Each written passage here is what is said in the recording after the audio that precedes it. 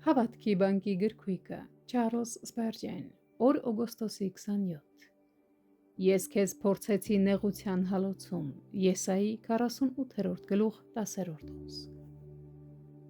Այս խոսքը վաղուց մեր ննջասենյակի պատին աչքերիս առաջ գրված խոսք է եղել, և շատ առումներով այն նաև գրվել է մեր սրտերի վրա։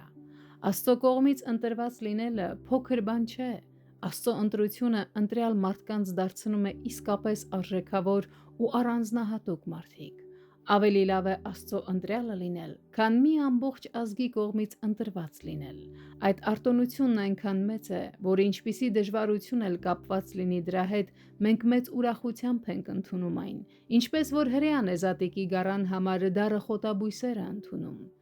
Մենք ընտրում ենք հնոցը, քանի որ Աստված մեզ հենց հնոցում է ընտրում։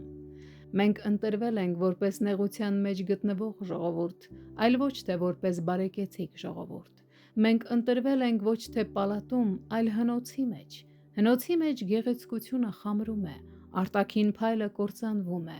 ուժը հալվում է, փառքը սպառվում է։ Եվ սակայն հենց այստեղ է հավիտենական սերը բացահայտում իր գաղտնիքները և հայտնում իր ընտրությունը։